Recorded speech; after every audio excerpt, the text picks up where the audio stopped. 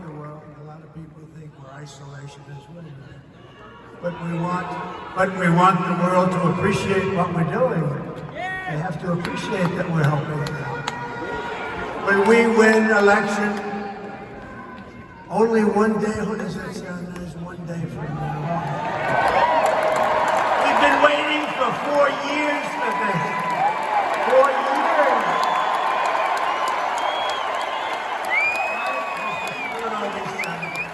Look at all these senators, congressmen. We've been waiting 4 years. Now it's what I've been saying. Only 1 year from now. Only 6 months from now. 6 months. 6 months. Even when I said only 10 days, it still sounded tomorrow.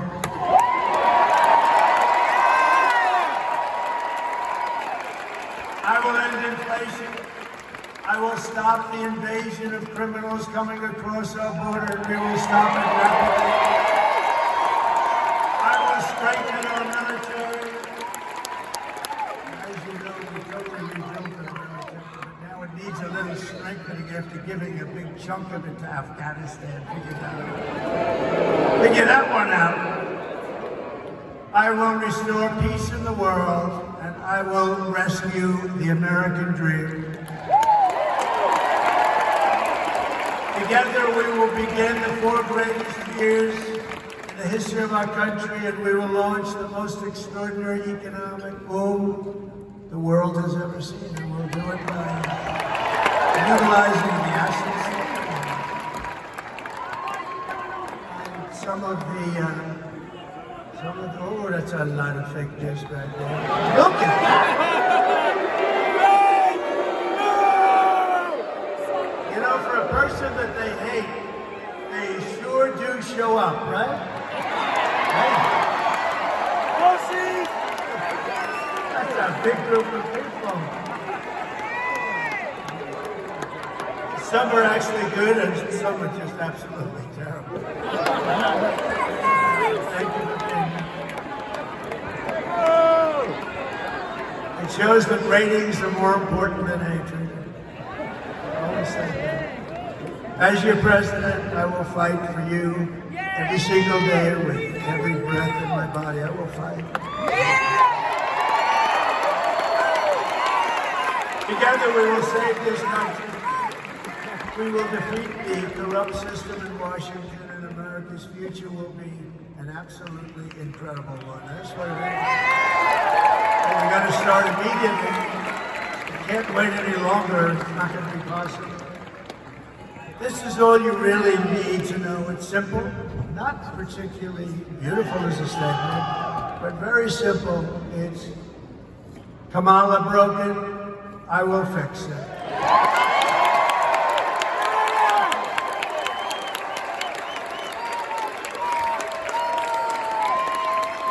You've had enough, you can't take it anymore. She's the least talented person we've ever seen in government. She allowed our borders to be open. She's allowed bad things to happen. She allowed a man who was grossly incompetent to remain in the most important position of any country in the world when they're talking nuclear weapons and they're talking wars. And she still says, oh no, I didn't notice anything wrong. If she didn't notice anything wrong, then she's got a bigger problem than he has. So we don't like it, Kamala. We don't like what you've done. You're the worst vice president in history. He's the worst president in history. Kamala, you're fired. Get out. You're fired.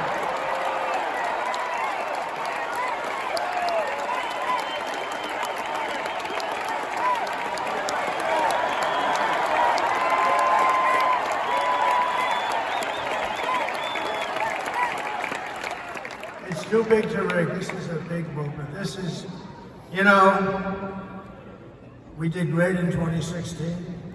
We did much better in 2020. But a lot of bad things happened. He turned out to be a brilliant candidate from his basement that nobody ever heard of. No, this is that big, powerful, vicious party. No, it's a vicious machine. I mean, they can take all these bad ideas and win elections. It's like there's only way you can do that. One way. There's only one way. But you know what it did teach us? In one way it was good because it taught us how bad a communist philosophy is, how bad a Marxist philosophy, how bad all of this stuff is. And we'll really be able to get our country back the way it should be. It's much easier because you're going to realize how bad it is. It's just what's happening. When we go over the economy and the economic numbers over the last week, and a migrant league. At the end, I want the migrant to go against the champion, and I think the migrant might actually win. That's how nasty some of these guys are. But I doubt that. I tell you, I felt very comfortable with those big Penn State wrestlers. Think of that. They won. I mean, how good is this coach? They won in the last 13 years. They won 11 national titles. They won the title this year. I had them up. I brought them up on the stage at Penn State. Place was packed. And I said to them, fellas, you may be like the only guys in the country that can beat the hell out of the migrants. It's true. They're the only ones that can beat the migrants in a fight. These are tough people. These are people who've been in jails. They're killers. They're murderers. The level of viciousness is unexcelled. And it's from all over the world, not just from South America. So we love being there. It was just 2 days ago. We love being there. We love seeing these young guys. These guys were great. But they won 11 out of 13 titles, and it's called Pennsylvania. Here we are, right? It's one of those things that but we have to stop because the United States is now an occupied country. We're an occupied. Can you imagine somebody getting up and making a statement? We are an occupied country. When you look at what's happening in Aurora, when you look at what's happening in all places, Springfield, how about Springfield, Ohio? We're an occupied country, and you know, those are just the places you hear about, but they're taking over large sections of the country. In Colorado, remember Colorado? They're the ones that started the movement. Does that include George Washington and Abraham Lincoln? Yes, sir, it does. When they say that, they're all in, right? Better than Lincoln or Washington. Who would have thought? I wonder what my parents say up there. Hi, Mom. I know my mother's up there. My father's here. It's he would be up. He was a strong guy, but he was a good guy. But I will rescue every city and town that has been invaded and conquered. Can you imagine? We're talking about, these are military invasions without the uniforms. That's all it is. And we will put the vicious and bloodthirsty criminals in jail or kick them the hell out of our country as fast as we can. And to expedite removals of the Trende Aragua gang and the MS-13 gangs, equally as vicious. You know, MS-13 took two beautiful teenage girls walking to school in Long Island. For some reason, we took them out by the thousands. ICE. She wants to defund ICE. ICE, they're tough as hell, and they're also people that love our country. They took two young girls, and they sliced them into pieces as they were walking. They sliced them into, they didn't shoot them because that's too quick. They sliced them up and left them dead. Two young, beautiful girls walking to school. And ICE did their business. ICE went in and took care of them. 1,000 people a year to drugs entering from Mexico. And if they don't stop this poison from flooding into our country, and they can stop it by not accepting it from China. And I'm doing the same thing with China. We're going to tariff the hell out of them. Catch a drug dealer, we bring him to quick trial. We bring him to quick trial. And they're almost always found guilty. And then we send the bullet home to the family, and the family must pay us. This is a little different than our country.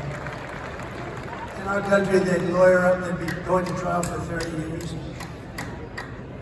But they have no drug, they have zero drug dealing. And I said, I want you to do me a favor. And we made a deal. You're killing our people, and that's going to end up in bad things for you. Really bad for you, not for you. It can't get any worse for us. He said, I want you to do me a favor. I want you to give the same death penalty to those people that are sending fentanyl into the United States. And if you don't do that, I'm going to tear up the hell out of your shit coming.